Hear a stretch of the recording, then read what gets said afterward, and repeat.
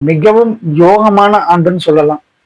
ஏன்னா உங்களுக்கு லாபத்துல குரு உச்சம் பெறுகிறார். அதாவது கடகத்துல குரு இந்த மாசம், அதாவது ஜூன் மாதம் 3ஆம் தேதிக்கு மேல உச்சம் பெறப் போகிறார். இதனால உங்களுக்கு நல்ல லாபமான பலன்கள் எல்லாம் ஏற்படும். குரு லாபத்துல வர்றது மிக அற்புதமான விஷயம் இல்லையா? ஏன்னா தனக்காரகன் என்று சொன்னாலே குரு தான். மணி அப்படின்னு டிரான்சாக்சன்ஸ் எல்லாமே பாத்தீங்கன்னா குரு பகவான் தான். அப்படி இந்த ஜோதிட சாஸ்திரத்துல சொல்லக்கூடிய அந்த குரு பகவான் உங்க 11ஆம் இடம் என்று சொல்லக்கூடிய லாபத்துக்கு வரார்.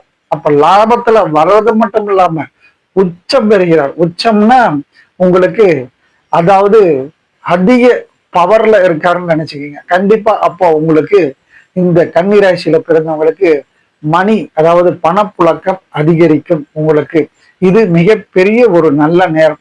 இந்த நேரத்தை பயன்படுத்தி நீங்க கன்னிராசியில பிறந்தவங்க எல்லாருமே லைஃப்ல செட்டில் ஆகக்கூடிய ஒரு நேரம்னு வச்சுக்கலாம். ஏன்னா இந்த டைம் உங்களுக்கு இன்னும் ஒரு 20-30 வருஷத்துக்கு உண்டான ஒரு அடித்தளமாக அமைய போகிறது.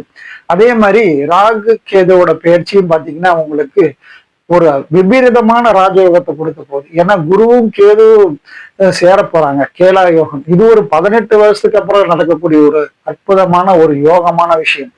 இந்த டைம்லயே உங்களுக்கு மிக அற்புதமான யோகங்கள்லாம் கிடைக்க போகுது.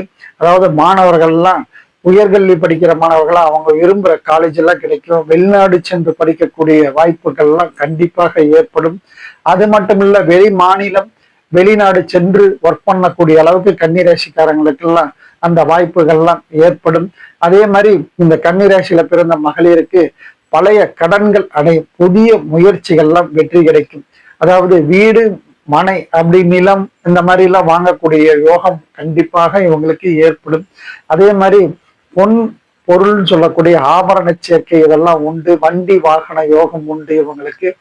அதே மாதிரி உடல் நலத்துல இவங்க கண்டிப்பாக கவனிக்க வேண்டிய விஷயம் பாதம். அதாவது சனி பகவான் எங்க இருக்காருன்னா உங்களுக்கு மீனத்துல இருந்து உங்களை கண்டக சனியா பார்ப்பதனால கை, கால், பாதம், இடுப்பு, எலும்பு இந்த மாதிரி சம்பந்தப்பட்ட விஷயங்களை கொஞ்சம் எச்சரிக்கையா இருக்கணும்.